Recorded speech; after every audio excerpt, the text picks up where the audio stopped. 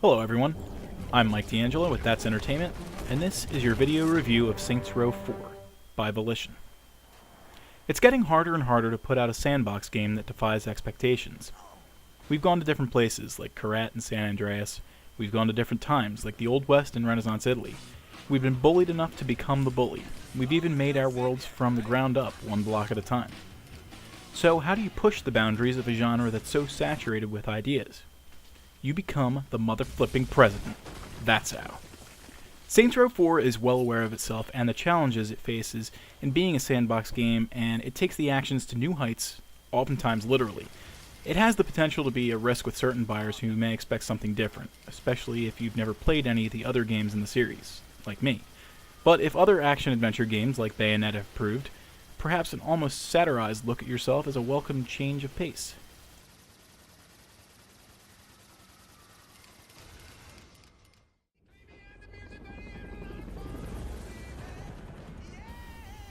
It's a story that's as outlandish as it is awesome. In the opening moments of Saints Row 4, you control the boss, quite possibly the most badass member of the 3rd Street Saints. Called upon by MI6 to infiltrate a terrorist compound in the Middle East, you and 2 of your lieutenants find Cyrus Temple, the former leader of STAG, who is dead set on launching a nuclear missile against Washington, D.C. in his insanity. While Temple falls, the missile is still launched. In an awesome moment, the boss climbs aboard the nuke, disarms it in midair, and leaps off to safety, crashing through the roof of the White House and landing in the president's chair. In that adoration, the American people elect the boss as president of the United States. All seems well, but ahead of a press conference, the game fully embraces its zany premise.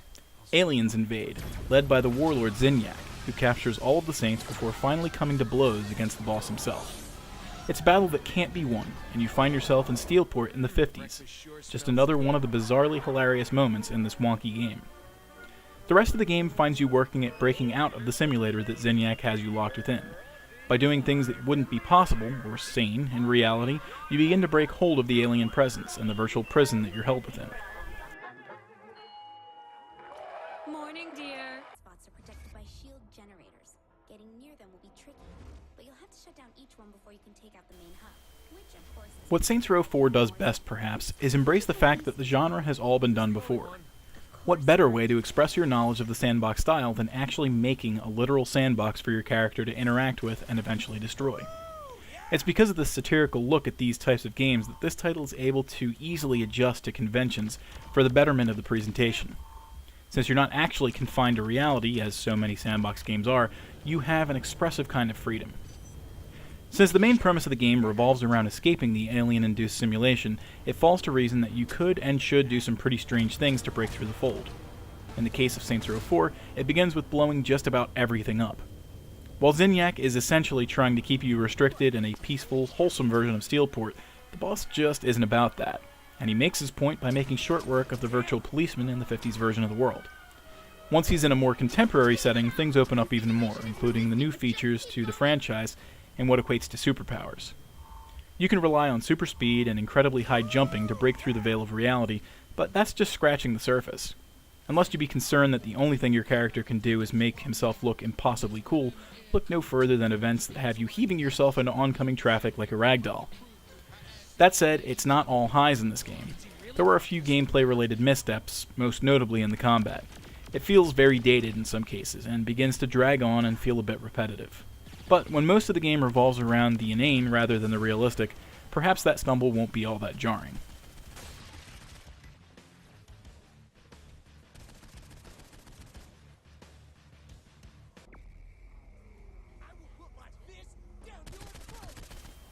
Graphically, Saints Row 4 fails to impress somewhat.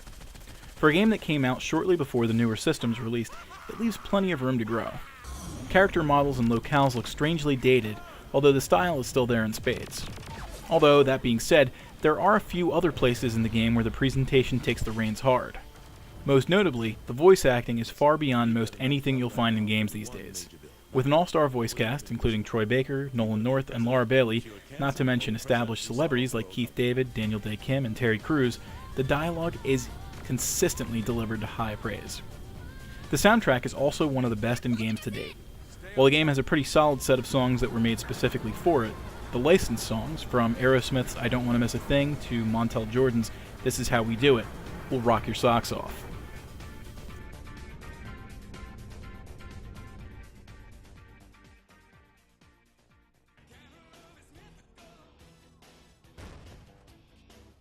Wrong door. A lot of sandbox games have their obligatory side quests, and while most of the other titles on the market have established that ultimately you're playing them for money, Saints Row 4 takes a different route to reward players for their curiosities and determination. Because of the inclusion of the superpowers you can acquire, there's a lot more room for you to grow. By collecting clusters, you can purchase upgrades for each of your powers, bolstering abilities like Blast with elemental options, enhancing regular walking speed with buff, or just enjoying the view while you glide with an enhanced jump. Along the way, you'll also be able to purchase and upgrade weaponry, unlock new vehicles, and access more parts of the city of Steelport. If you're a completionist, there is a better ending that you can unlock with a surprise guest, too.